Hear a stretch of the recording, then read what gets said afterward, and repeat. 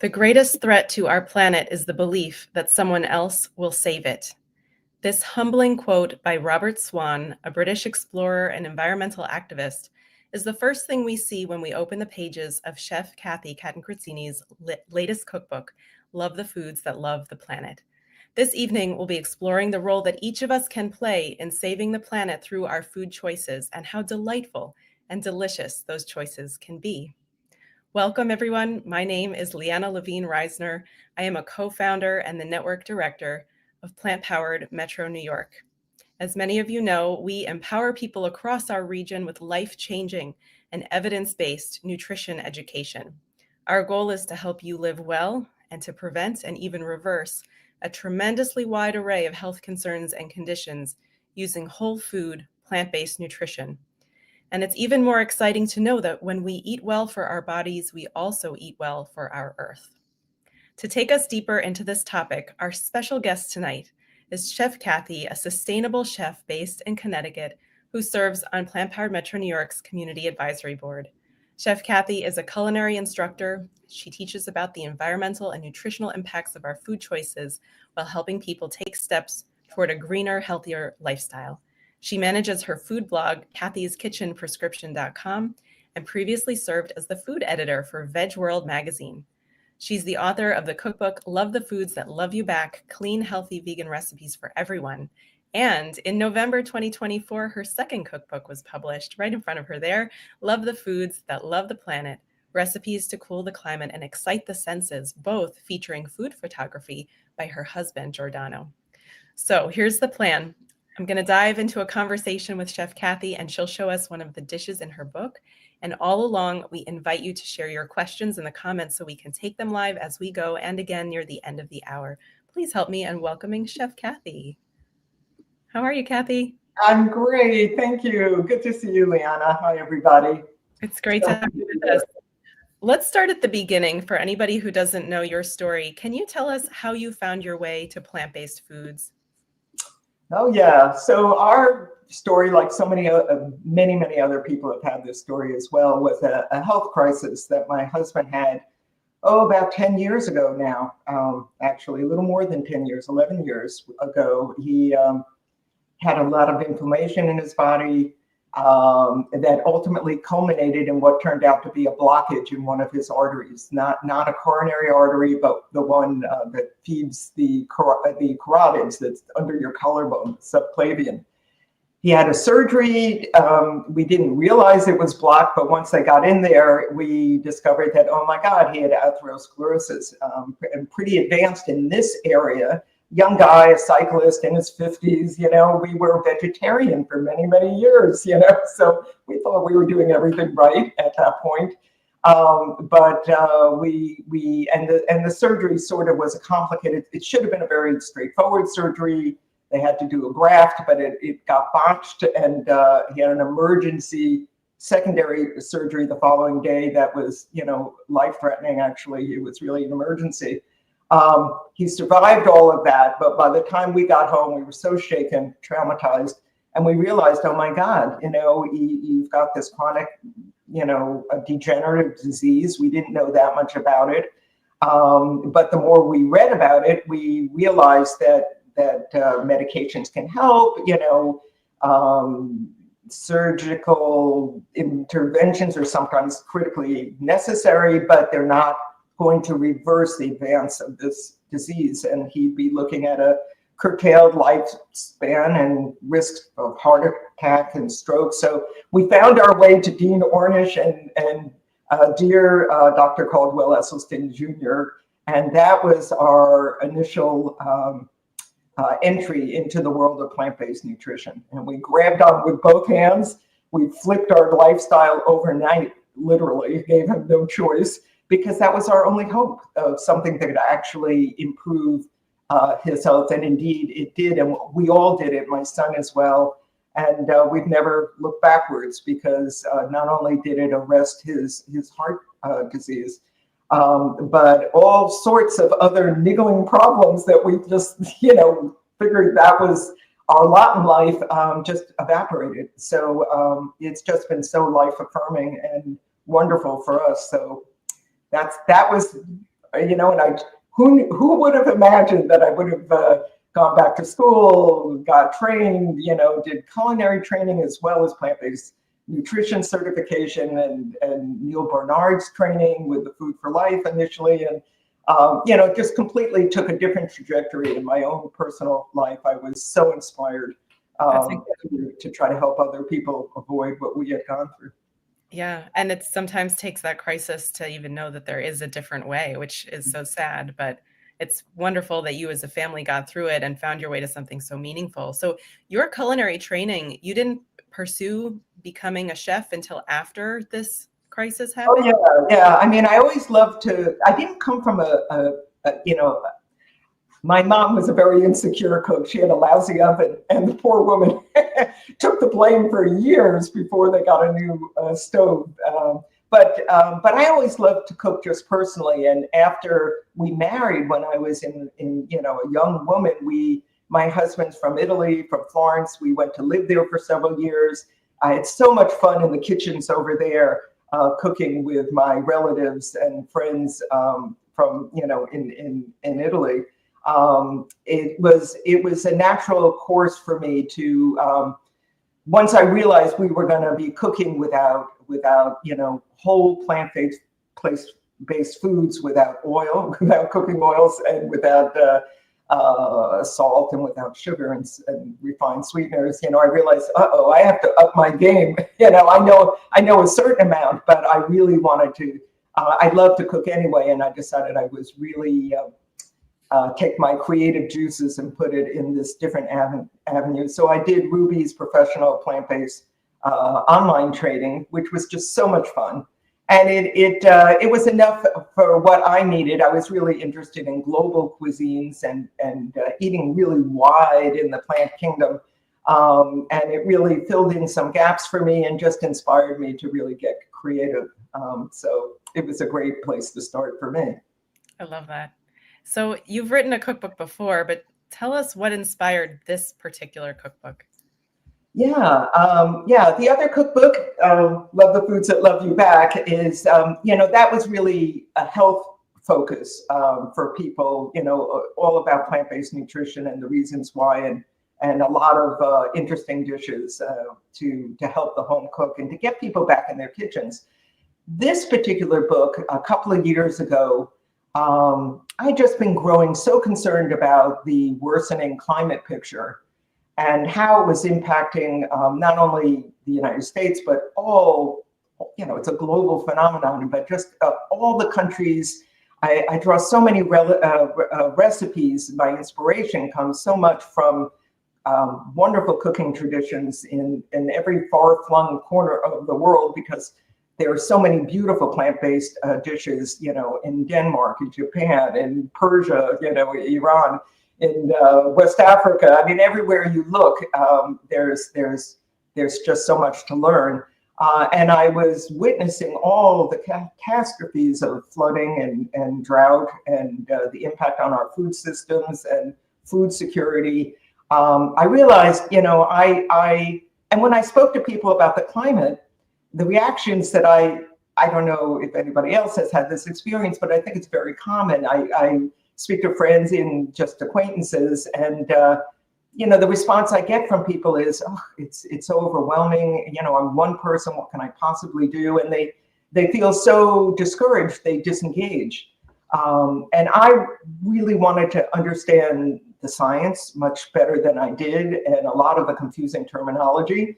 And the latest research, and to offer hope and to see if there are solutions from the perspective of the individual.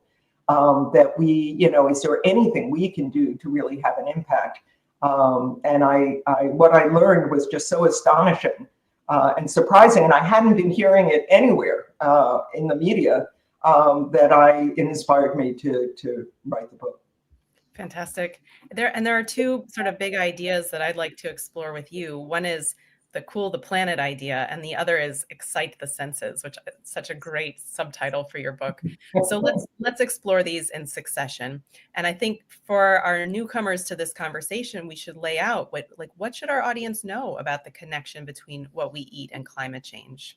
Yeah, it's really, blew my mind as I got into the weeds of, the studies and everything else, that the food systems is huge. It's a huge piece of the climate puzzle. It's from 30 to 35% of all the total greenhouse gas emissions that we create, largely because of the burning of fossil fuels, but agriculture has a huge part of the impact as well, because of the way we use our land and the way we farm it, and how much of it that we lose and waste along all the supply chain. Anyway, 30 to 35% is the same size as the electricity sector. It's way bigger than transportation, which is not insignificant either, but it's just a big piece of the puzzle. And people don't realize that the foods we eat, the kinds of food we eat, has a direct impact on those food emissions. And the worst culprits in the food system are, as shouldn't come as a terribly surprising, it's livestock. Starting with ruminant animals, because of their methane production in their digestive system. So we're talking about beef cattle and dairy cattle, but mutton and goats and lamb and so forth. That's way up at the top. But all animal agriculture is very, very impactful. And in fact, I know you have a couple of slides since we're talking about this. If you throw that one slide from Our World in Data, which is in the introduction of my book, it's a complicated slide. So I'll just put, this is a wonderful website that Hannah Ritchie out of Oxford University writes articles for and puts up this data for all of us for public use. But it's based on research by Joseph Poor out of Oxford as well. And it's about greenhouse gas emissions created by all the typical foods that humans eat globally. And all those different colors along each bar are the amount of emissions that are created at every step along different parts of the supply chain. So the green parts of it is how the land is used. Is it deforested? Are drainlands, are wetlands drained? Are peat and mangroves and all those precious wetlands, are they drained for industrial agriculture? The brown bars is agricultural practices. It turns out that on average, half of food emissions come from our land use. About 20 to almost 40% come from how the land is farmed. Is it irrigated? Are pesticides created and used for it? Food added, agricultural additives, soil amendments, and so forth.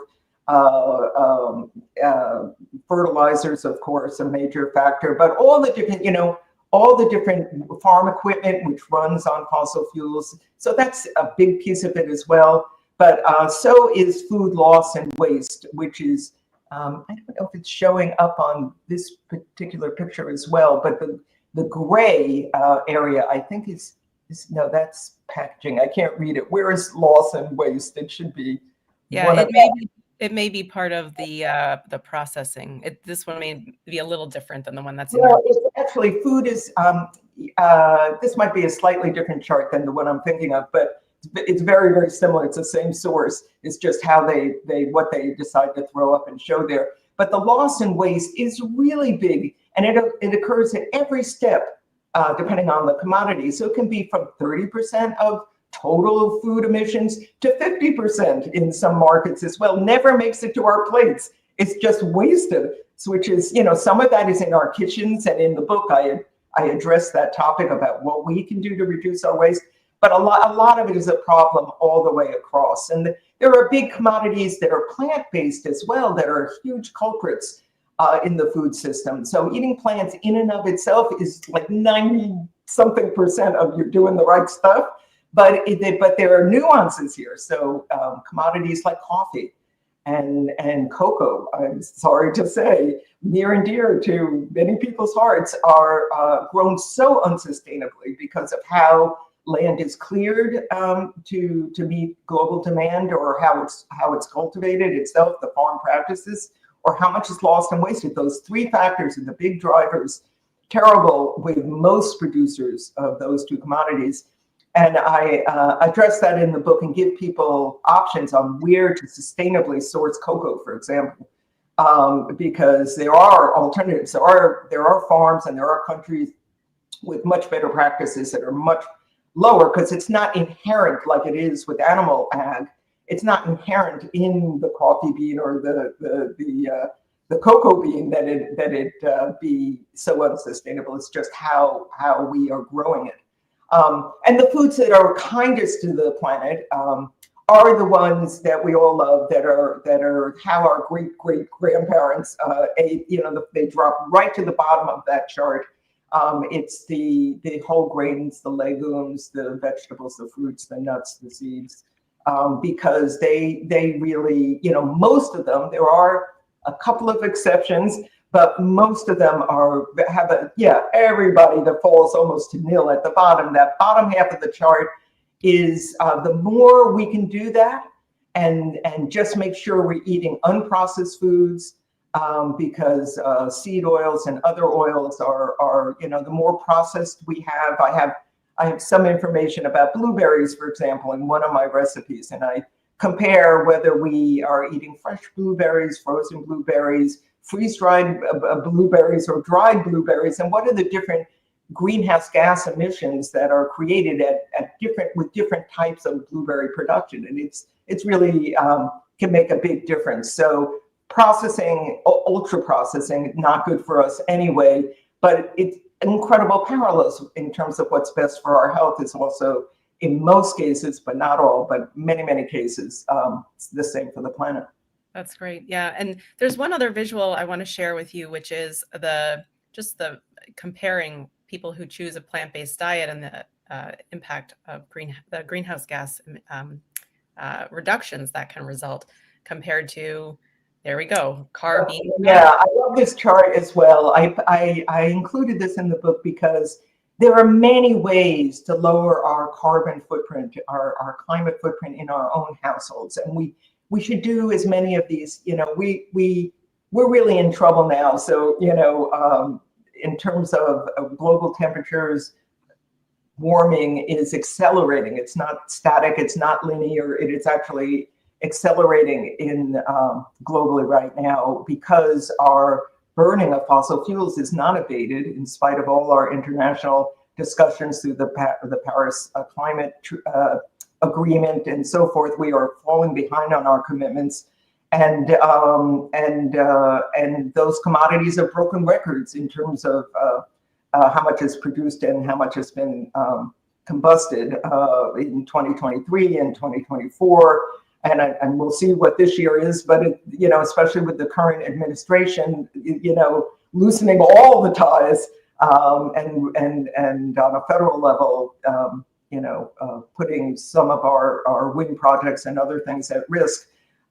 It's really up to us now to as individuals to really try to save the planet, because our window of time it's actually pretty alarming.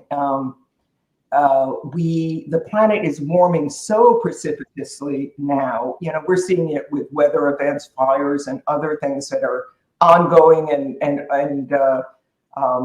very concerning all over the world. But what really has climatologists pulling their hair out is that we are getting very close. We're right on the edge of triggering what are called climate tipping points that are this affects vast biophysical systems on the planet, like the survival of the coral reefs, or the viability of the Amazon and other tropical rainforests to be carbon sinks, or the melting of the ice sheets in Greenland and West Antarctica, or the circulating system of Atlantic ocean currents called AMOG, the Atlantic Meridional circulating overturning circulating system. Anyway, it brings warm waters from the southern continents up to up to North Atlantic, and it keeps Western Europe and the eastern part of the United States ambient and temperate. and cooler Arctic waters sink down in the ocean and flow back. If it's working properly, flow back to the south and moderate the temperatures off of Africa and South America. And that has been for eons. That is how it has operated, and since the last ice age, frankly. And it's now showing signs of teetering, because there are limits to how much heat we can subject the planet to. And all these gases are accumulating in the atmosphere and overheating it. It's got nowhere to go. And we're now getting up to the limits of all these different systems. And once they are tipped, they basically can't be reversed, even if temperatures were to somehow drop afterwards. And, a lot of these systems that have moderated our global warming, absorbed and buffered the excess heat that we produce, will cease to, and some of this is already advancing, and it's happened in the boreal rainforest and part of the tropical forest, where the temperatures are so excessive that the ability of the earth to absorb them and buffer them is beginning to wobble and to falter. And so, the heating of the planet will accelerate even more quickly with more dire, outcomes. And the thing is, we have like 10 years, 8 years. I mean, we're not looking at centuries anymore. Now, in our lifetime, unbelievably, a lot of this is happening, and people either don't register it, or they really, frankly, don't know. And they don't know that there's anything that they can do to help. And so, here we are, offering a solution. So I just want to go back to that chart that you threw up, because just to tie that up, of all the things we can do in our household, and many of them are great to green our appliances and to, use solar panels and heat pumps and battery technology and, all the rest of it. The first bar all the way to the left there, you see, is what we're eating. It's eating plants. That, of all the things we can do, that has the biggest bang for our buck. There was another study, this came to my attention after the book was published, but this was published by Oxford University as well. This was in 2023. They did a study where they compared the eating habits of 55,000 Britons. And they compared those that ate no animal products versus those that had a modicum, sort of like a quarter pounder a day amount of meat, about 100 grams. And there was such a dramatic difference in terms of the amount of their carbon footprint, the amount of greenhouse gases that they as individuals created. There was a 75% reduction just by changing your diet, of all the things you can do in your house. That is by far the biggest impact, and we all should be, whether we're eating this way for our health, even those friends and families that we have that may be not on board with a plant-based diet for their health. Maybe they're not concerned about it. Maybe they haven't had a health crisis, whatever. If they care about the planet and where that's headed, that alone should be an impetus to lean into plants as much as they can. Absolutely. I want to go into more of the food discussion with you, but before we do, I was taken by a training that you did. It was former President Al Gore's Climate Reality Leadership Core training. And tell us just a takeaway that you had from that experience. I'm sure you get all the science and the sobering stuff from it, but it's all about being leaders and being the change that we see in the world. So how did you internalize that? Oh, it was a wonderful experience. It happened to be in New York City. This was last May, I believe. And it was such a gathering of people of like mind. It was just so validating. There were thousands of us that underwent this training over 3 days or so. The climate leadership, it's being offered by Climate Reality Project, almost on an annual basis in different parts of the world, in different cities in this country. Sometimes it's offered virtually. And during the pandemic, that's how it occurred. But I had a shot to to participate, and they allowed me to come. They accepted my application, and so I was thrilled to do so. And there were wonderful speakers. We broke into little groups. The main thing was the networking that people do with one another, the connections across country, across different countries. There were participants from all over the world, and then it's an ongoing sort of thing. So now I participate in my local branch of this organization in Connecticut, which is really great, because we, on a local level, I mean, you can operate. It depends where your strengths are. There are people that are journalists. There are people that are activists. There are people that are just concerned about, bringing electricity and solar power to their local community or to their block, or, planting trees, or, so many ways that we can have an impact. If it does become available for anybody out there, I heartily recommend it. It's just a wonderful way to find support and get training and get questions answered, and then to continue so that you can in some way leave this world in a slightly better shape than you found it, which is, what we all should be doing. Yeah, feels like a deep obligation that we have to each other and to our earth. Absolutely. Yeah. Cathy, I really love the tips that you've included in the book. There's the first section of the book before the recipes is just rich with this kind of information that we've been discussing, but also other things that we as people who are choosing to eat plants can do to make more environmentally conscious decisions. And, you talk a little bit about how to source plant foods to minimize emissions. And I wonder if you could share, in addition to the chocolate and the coffee that we discussed as being more challenging crops, what are other foods that maybe we should consider minimizing because of the environmental impact that the agricultural process has? And then on the flip side, what are the foods that us, especially maybe folks watching in North America, should be putting on our plates more because it's so environmentally friendly? Yeah. So there, depending on the recipe where I had the occasion, I included recipes just to be examples so that I could speak to a particular issue. So I have the cover of the book is a dish. It's a Peruvian dish, causa rellena. There's a whole story that goes about the history of this dish. But this is, instead of filling it with fish, which is the original traditional dish would have, and that's potato, by the way, that looks like it's polenta or something, but it's potato.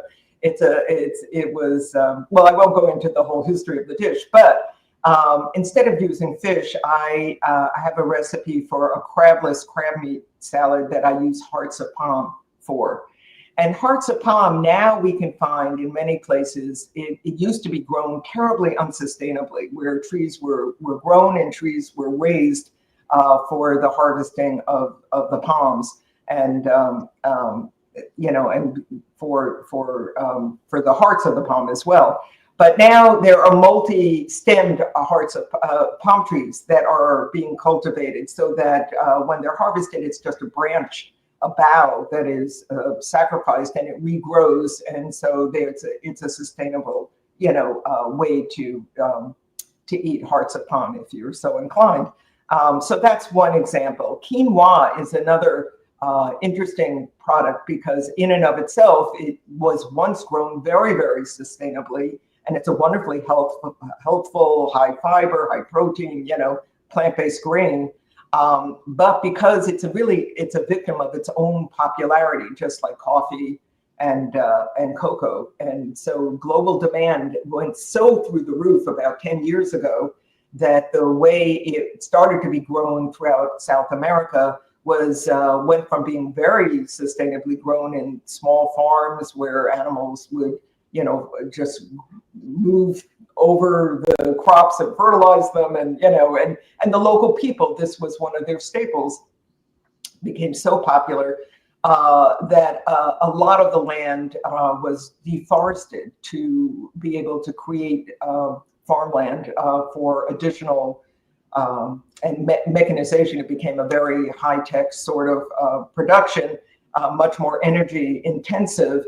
and the local people can no longer afford to eat their quinoa. It's all for export. So be careful how you're sourcing your quinoa, because if it's from Peru and Bolivia and Colombia and, all that region, you may want to look further and see how it's being grown, because at the time of the writing of the book, it was still problematic. And now it's being grown in other countries as well. And so eventually it will settle out and hopefully become more sustainable again. But quinoa is unfortunate example of being too popular. Mm-hmm. Yeah, I imagine that there are many foods like that. I'm thinking even of avocados and how they're just being exported all over the place. And there must be a lot of emissions just from the traveling of such kinds of fruits. So, Yeah. but tell me, I think it would be nice to maybe go into your kitchen now, as you are, and to show us a little something from the cookbook. And Okay.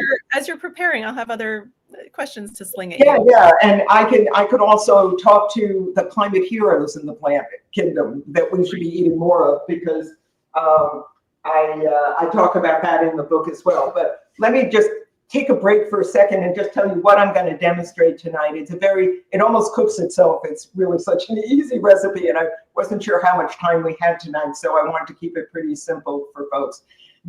I call this recipe my asparagus recoup soup, because this is one example, and I talk about the problem of kitchen waste and parts of plants that we just normally toss out, or it ends up in our landfill if we don't have compost that we're gardening, if we live in the city and so forth. So this is a simple soup that's made with the bottom woody stems of asparagus that we normally don't consume. And it makes a beautiful blended soup. It's creamy, it's velvety. You just are cooking the bottom parts, and you're going to use the regular upper part of the spear for any other dish that you might be making with your asparagus. So I have cooked these stems earlier today, and here they are. And I'm just going to, so this is, these are the bottom woody parts. But when you cook them and boil them in water and it depends the thickness of the stems, the bigger stems need more time. If it's a skinny asparagus, it cooks really in 5 minutes. Otherwise, it could take, considerably longer. It really depends the age and just how tough the stems are.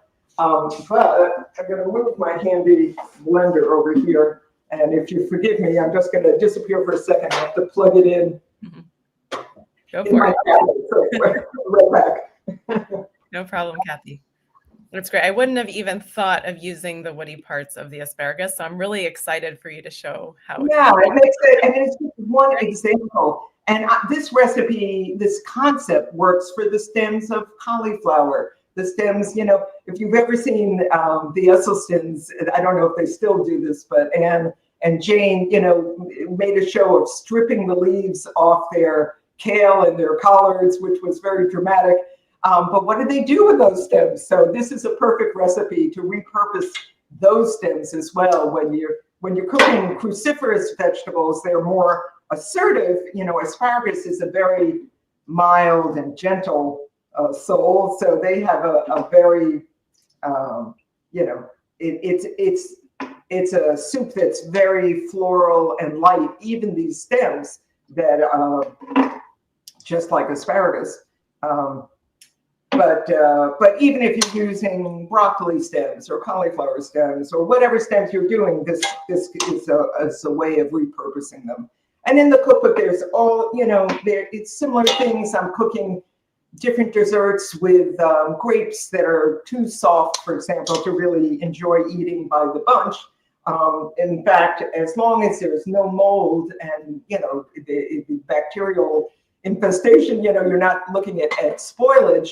But overripe fruit that might be not as pleasant to eat raw is beautiful to cook up and to bake in sweets and doing other things as well. So I think I'm going to stop here because it's going to get a little over full. I've cooked them. They're resting now. I'm just going to use a little bit of the liquid. I'm not even sure I need to. It depends how waterlogged these stems are. And I'm going to blend this. It's mixed a racket on my end. It might be blocked for the listeners, I hope. So I won't be able to talk over it though. So just give me a minute or so while this is blending, and I might have to add a little of this liquid as well. So no problem, Cathy. We got you. Thank you. Yeah, all right, we got that turned off for the moment. And while it's moving, I just want to say Cathy's food is exquisite. And so every single photo of the foods in her cookbook are just remarkable. Her husband is a wizard with the camera. And I think the way that she constructs each of her dishes is really noteworthy. She's also, as she mentioned, inspired by this incredible array of ingredients and cuisines from across the globe. So I see all of Cathy's work as really a globe-trotting experience where you're getting to know ingredients that you wouldn't even thought existed before, or maybe you've heard of them and didn't know how to use them. Cathy really knows how to make it happen. So hopefully soon we'll be back to see just how you can take these woody stems of the asparagus and it already looks like soup. I'm really surprised. I don't want to splatter it all over, but I think I probably will. That'll be dramatic. Don't worry. We can handle it. Unavoidable. I'm going to, I think I'm going to put a little, I have a couple more I'm just going to add in here. And then I'll let it rip again. And just give it another, of course I did make a bit of a mess here. No problem. This is, it was around 4 pounds of asparagus, so it's quite a lot of it. And so this is, but the soup is so light, and this will probably make enough to really feed 2 people, maybe 3. You know, it's so you need quite a bit of it to make a meal of it.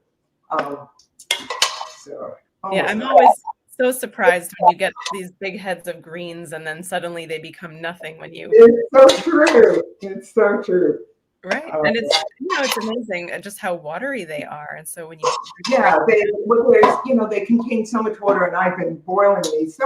These guys were moderately big. They weren't huge, but they took us surprisingly. The bottoms of them were pretty. You want it to be so tender that it falls right off the knife. So they've got to be really pretty soft. Otherwise, they'll be stringy as the soup. It won't be pleasant to eat. You want them to be really well cooked. All right, I'm going to disappear again for a sec. No problem. Excellent.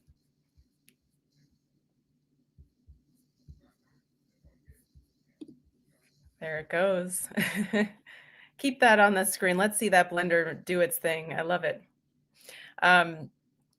For anybody who may not have a blender in their home, it certainly is a very handy tool for those of us who eat a whole food plant-based diet. And this is, I think it looks like just a regular old blender, not even the like high power, high cost ones that are out there. So the things that you can do are really quite good. I think it's coming along. And we did provide a recipe in the comments for those who are following us on Facebook and on YouTube. So we hope you enjoy the excerpt from her cookbook. And of course, if you haven't seen the cookbook live in person, we encourage you to go check it out and pick it up at your local bookseller. We'll share. I'm going to, all right, let me try this again and hope it doesn't spit all over the place. When you're cooking, you always want to be tasting as you go, because you want to get your seasoning just right. And this is a very lightly seasoned dish. It's so delicate. I really hate to, you barely need to add anything. So I'm going to let this go a little bit more, but first I'm going to add a couple of little things. So this is about the amount that this huge amount of stems creates. I'm just adding a little bit of nutritional yeast. So this is about 2 rounded teaspoons. And you can do this to taste, but this is how I like to do it. And when I serve it, I'm going to season it with white miso, which I have right. Whoops. right here, just a couple of tablespoons here. But I'm not going to add it here. It all depends. You know, if you're going to eat this all at once, and then after this, you're going to reheat it before serving, you'll kill all the probiotics in your white miso if you bring it to a simmer. So we certainly don't want to do that. So, you know, season it in when you're plating it is the time to add the miso and just to taste. And it might only be a teaspoon or so, or a little bit more. I'm gonna just do some grinds of white pepper. A white pepper because it's such a light colored soup. I don't want it to little black specks all over the place from black pepper. In terms of flavor, white and black pepper are very similar. So I just filled up this peppermint, so it's a little hard to do. Okay, and let me just let this go one more time, and then I'll put it back in the pot, and we'll just, you know, heat it up until it's time to serve. And I am also going to show you. So in the cookbook, I give a couple of options for plating this very simple soup, and that is to serve it with croutons.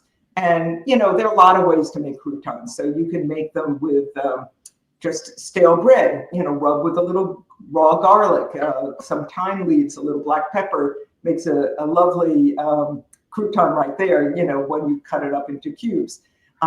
If you don't have stale bread on hand, however, I gave a recipe where you can use whole wheat breadcrumbs and potato and a couple of seasonings. It has to be really piping hot potato that you basically mix your light seasonings with the breadcrumbs, and then you use a ricer to add the microwave potato while it's still, or it could be boiled potato, but they can be they can get waterlogged. So microwaving is actually a good way to go for this dish. And I'm just going to begin to heat up my pan here as we're talking, because this takes a little while. And then you can make a dough out of that and just toast it in a pan, in a nonstick pan, and makes a lovely crouton. I also, another way to reuse waste, however, is, and I've made these croutons with pretty much that recipe. It's a little drier, so you might have to add a little more potato or a little bit of water, just a tiny amount, because you want a dough that you can roll out without sticking, so you don't want it to be wet and sloppy. But if you are a fan of shredded wheat, we sometimes indulge in that.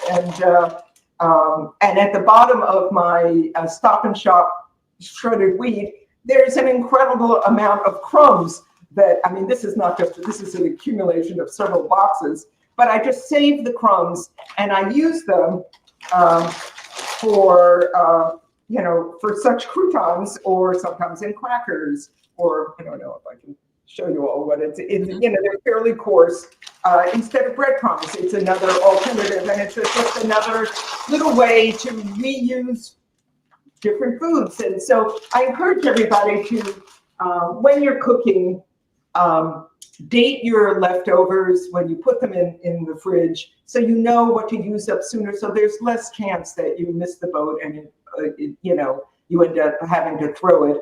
And repurpose the parts of the plants and fruits and vegetables, the peels in soups, the overripe fruit in desserts. So, you know, lots of different ways, you know, crumbled cereal, you know, it's just, there are endless ways to just, it's a mindset. And then once you start looking, you'll find many other ideas I'm sure you'll all come up with about how to repurpose things in really delicious ways. So let me just run this one more minute. One more time. Here we go.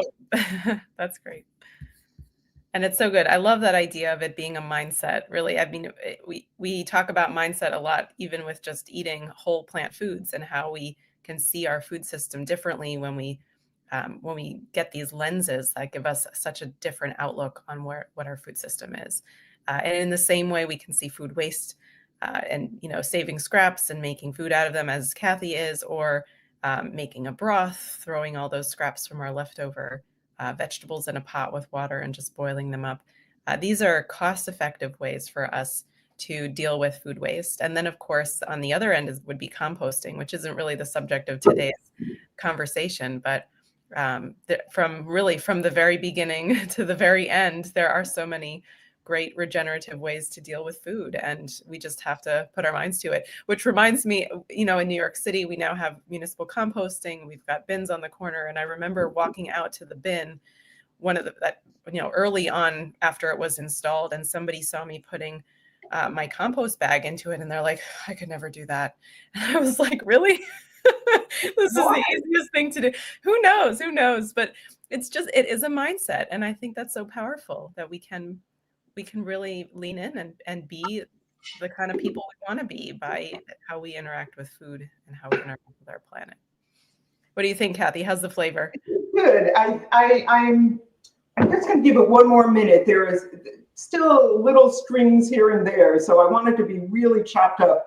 So bear with me one more minute. No problem. In terms of the thickness of the soup, this is also a little thicker than I think we need. So I'm going to just take it. I might actually help it with the blending a little more. And this is a matter of aesthetic preference. There's no right or wrong. I wouldn't make this a thin soup, though. It's, such a mild soup. You want it to have some texture, but a little bit of liquid goes a long way in terms of diluting it. So go very slowly, because you could, it's always possible to add, but you can't subtract. So, okay. And let me. Here it goes.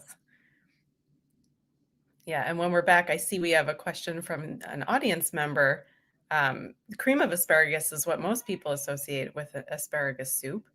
But of course, it's made with cream or other dairy products with milk. So I think when Cathy's sort of back in action, we'll ask her about the relative merits of putting water or broth in compared to a plant-based milk, which could add a little bit of that creamy factor. Oh, it's being fussy with you, huh? I'm going to stop here while I'm ahead. Okay. That's okay. We can move along. We're pretty close. Yeah. Okay. Yeah. And what do you think, Cathy, about the idea of adding a plant-based milk for creaminess? Would you do that, or? Well, you certainly could, or a soy yogurt, for example. I would use it as a garnish instead of putting it in here. It's just, it really needs so little. If you were to taste this, it's actually, you'd lose some of the character of the asparagus with other ingredients, which is why I hardly season it. Just a little pepper, nutritional yeast, and the miso. But we'll plate it in an interesting way. So I have a couple of things that we'll top it with. And you certainly, if I wanted to have more of a creamy thing, I would swirl in a little yogurt, plant-based yogurt, make it a healthy one, not too fatty. So I like to use soy yogurt. I make it myself. It's a nice probiotic food, and but almond yogurt, is fine as well. So in terms of instead of a regular crouton, I was playing around in the kitchen, as I want to do, and I've been experimenting with purple corn. So dried purple corn. Miso, is it called morado? I'm not quite sure. I think so. Anyway, I made some. I realize this is something you can buy the flour for purple corn if you're interested in, but I had actually the corn on the cob that I had gotten at a Latino grocer in my neck of the woods, and I have a wonderful grain mill, so I decided to take a crack at making polenta, which I haven't yet tried to do, and after it's my second attempt. The first time, I was a little too coarse and a little too fine. But then I finally got it sort of right on my second shot. And when you have extra polenta, now this is a really dark polenta. It almost looks black. And this was just a little bit extra that I had left over. So this is another way to just repurpose foods that you have. If you have polenta of whatever color, and you have it left over, you can do what's very popular in Italy to do, and that is to make crostini. out of the polenta. So you just pour what's left over that you're not going to be serving or you have no need of. And if you pour it in a glass container like a Pyrex, it doesn't stick. So it has to be completely non-porous. A ceramic possibly, but glass is foolproof. Metal probably wouldn't work as well. But once it cools completely, then it's just a little suction there, and you tap it out, and you keep it pretty thin, as I did here. And I just have, just enough of it here that I thought might be fun as a different kind of crouton. So, while you're making the polenta, you can season it. I'm just going to put it in the pan and let it darken here. And in the time we have left, I'm just going to toast it basically. So I seasoned it while I was cooking it with a little miso, a little garlic powder, and some pepper, and it's very simple. But you can put whatever kind of you like to make them a little spicy. You can add some chili, but I'm going to be adding some other things in the bowl with the soup.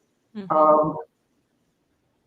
Cathy, is purple corn different from blue corn? Well, it might be the same. I've never seen blue corn on the cob, but maybe we have any farmers in the audience. Maybe they will enlighten us. This was, I'll show you what the corn looks like. I think I'll stop here and let these just darken up. And this should just take we'll see. They shouldn't take that long. Hang on one second, let me.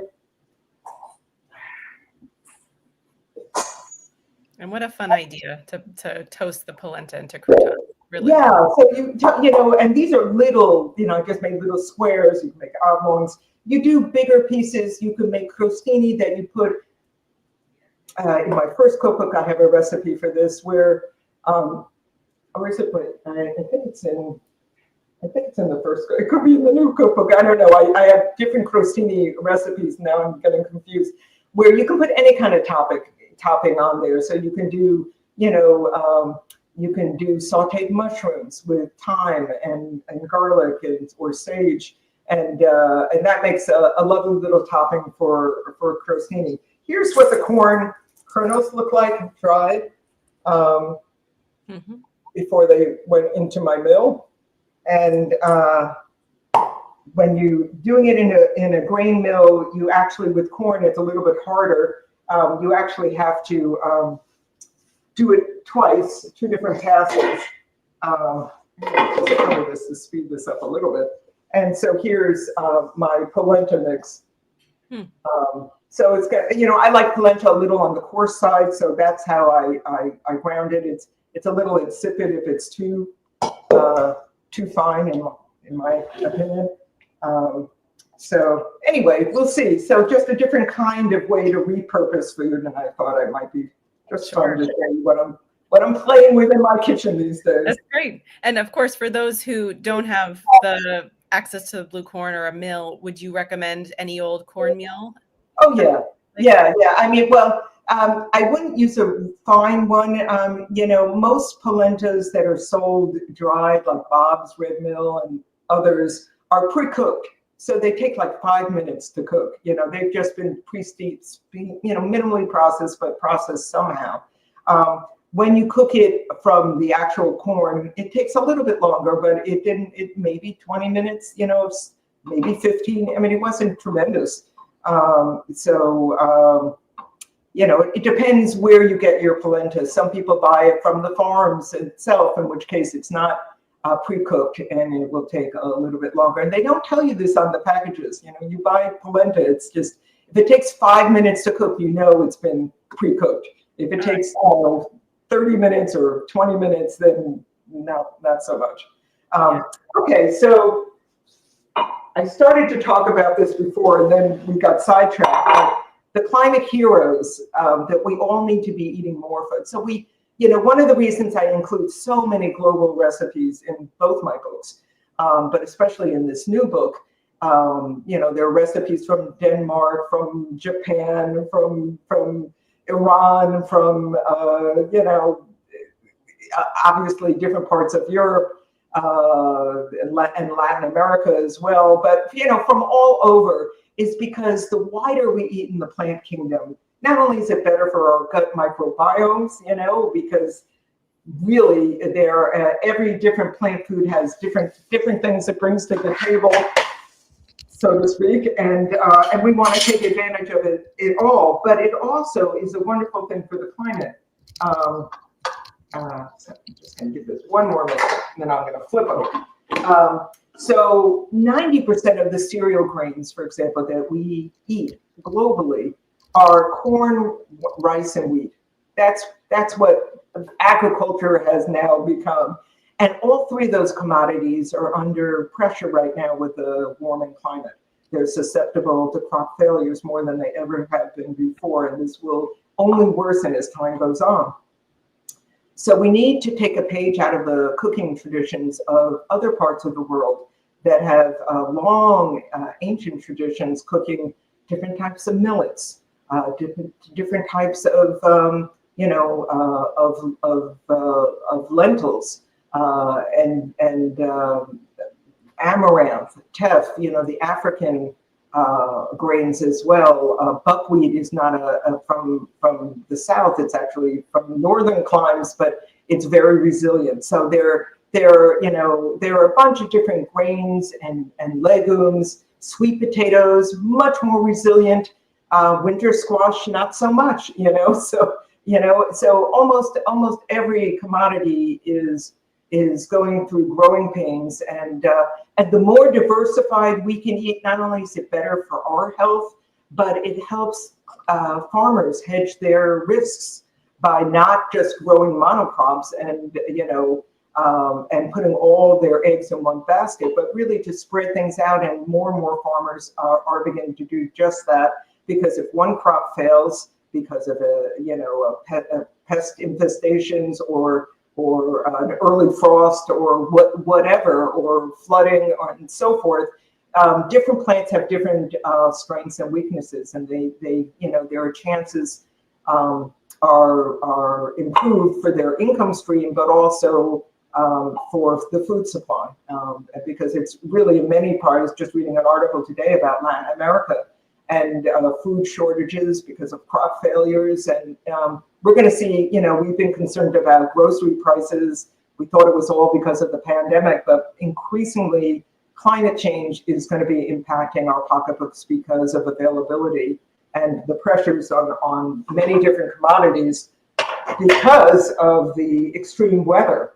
And 90% of food of crop failures are because of extreme weather, 90%. So it's really, it's our brave new world that we are encountering increasingly, unfortunately. So for all of us, and it's better for us, by the way, so I've been experimenting with a lot of small millets, for example, the Indian small millets, foxtail millet, little millets. There are all these interesting whole grains that one can make quick breads out of, and porridges and all sorts of other things, but they're so good for us. And most of us, don't grow up. If we haven't grown up in that tradition, we would just never know. Mm-hmm. So it's good to just experiment with all these different foods that we may come to depend on before we know it. That's right. Yes. I know one of the only reasons why I had eaten millet, was because we had celiac disease in the household. And when you have to have a gluten-free grain, you suddenly diversify.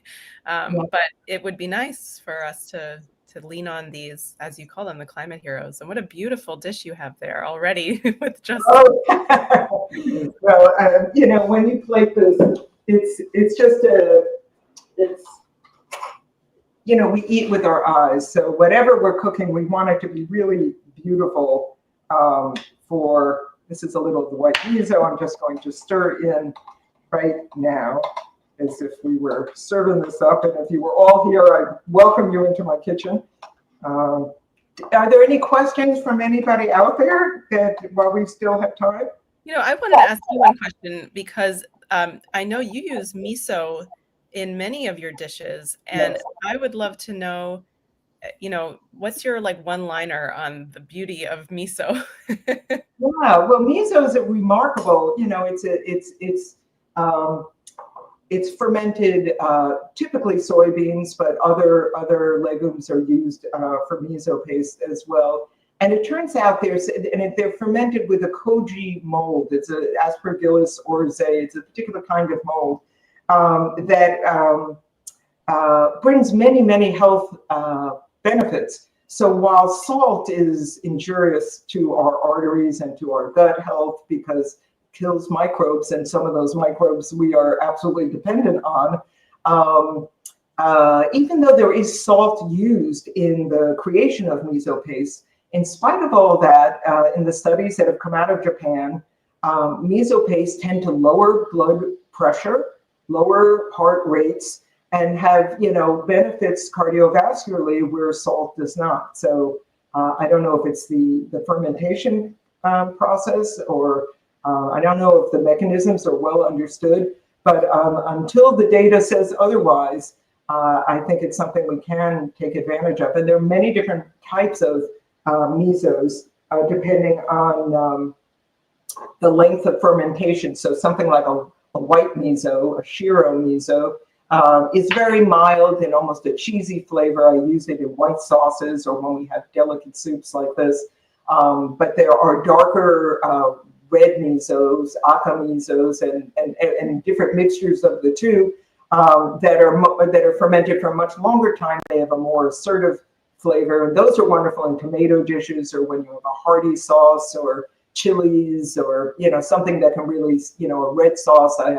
In the new cookbook, I have my Sigue senza carne, which is it's an Italian, bolognese type of sauce, but obviously all plant-based, made with mushrooms. But that's a nice hearty tomato sauce, wonderful on pasta, but all different types of things, on polenta, in lasagnas and whatever. And that I would season with a red miso instead. So I was always wondered about that. So thank you for demystifying miso for me. Yeah, miso. I would, definitely, I mean, you don't have to use it, but it's a wonderful. It brings complexity to the dishes, which is really lovely. Obviously, it's saline to some extent. It's not as salty as salt, but you don't need it to be, and it's really, a beautiful thing to use as in your arsenal of plant-based ingredients. Okay, I'm going to let's see. Do I have? Let's see if I can just delicately. That's great. And what did you sprinkle onto the soup before? Yeah, I'm going to share this. So I typically I use chives, but the chives look pretty not so appealing when I went shopping. So these are just the greens of scallions that I added here. So I'm going to. That's beautiful. So let's just.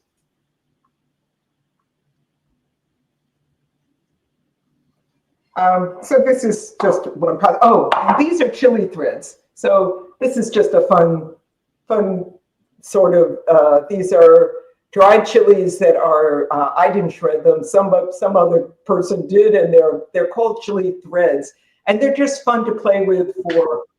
They add a little bit of heat and a little bit of flavor. You could use chili flakes as well, but it is fun to use them in a dish like this. So I'll just add a little more of these, and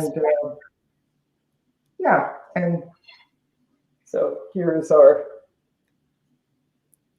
recouped soup. Nice. Recouped soup, asparagus recouped soup with some blue corn or purple corn crostini on top, a little croutons. But you can use, many other things for croutons as well. But just to let people know, these are the kinds of creative things that we can do in our kitchens to keep our waste really low. And that will make a difference. Fantastic. Thank you so much, Chef Cathy. Would you just one closing question before we call it a night here? What brings you hope for the future of our planet? What brings me hope? Well, I have to say, young folks bring me hope, because I think there's just so much energy out there, so many people working in this arena. They're not all young. A lot of them are my age, Bill McKibben's Third Act is an organization I'm a member of, and I encourage it for, folks that are at their end of their careers and, want to get involved and really want to help the environment as well. There are so many good people. But I think it's just people who care and take an interest, and not to give up. We have agency. It's such low-hanging fruit, so to speak, is to just change some of our habits and talk about it with other people. So I'm hopeful, because I think it's up to us, and I think we can rise to the occasion, and we will. That's right. Absolutely. Thank you, Cathy, for your artistic leadership and for giving us such beautiful ideas for how we can be partners to nature and partners in food creation and in this crazy world we have, where we are really called on to be actors. So thank you for being a leader in all of this. And please, for all of you listening who may not have seen Cathy's good work on the page, check out her cookbooks and check out her wonderful blog. There's so much to learn from you, Cathy. Thank you so much. And really, just to bring our attention to this most important topic and to highlight the simple yet most profound steps that we can take now for better personal health, for better environmental health. So thank you. And I want to thank also, have a great night, Cathy. And I want to thank my team behind the scenes, Karina Pierce, Jim Spellos, Hannah Martinez. We work so seamlessly to offer up these wonderful little nuggets of inspiration for each of you, and hope that you derived great benefit from our conversation. You can find us back here online live streaming next on Thursday, February 20th. We'll have a special Black History Month event called Rooted in Renewal, Reclaiming the Land, Food, and Our Health. So we'll sort of continue this narrative around environmental health and human health, featuring some of the most wonderful leaders of color from around not just the New York area, but around the country. And details are going to be posted on our website in early February. In the meantime, please follow us. If you're on YouTube now, subscribe to our channel, join our newsletter. That way you won't miss the next event. And if you learned something new tonight or found value in this discussion, please consider making a donation to support Plant Powered Metro New York's mission of health empowerment. So with that, you can text to the number on our screen. Thank you so much, Jim, for having all of the arsenal here ready to show everybody, or you can make a donation on our website. So thanks so much, everybody. Have a great night. We hope to see you again soon, and we hope you feel the power that you each have to make a difference for our climate and for our health. Take care.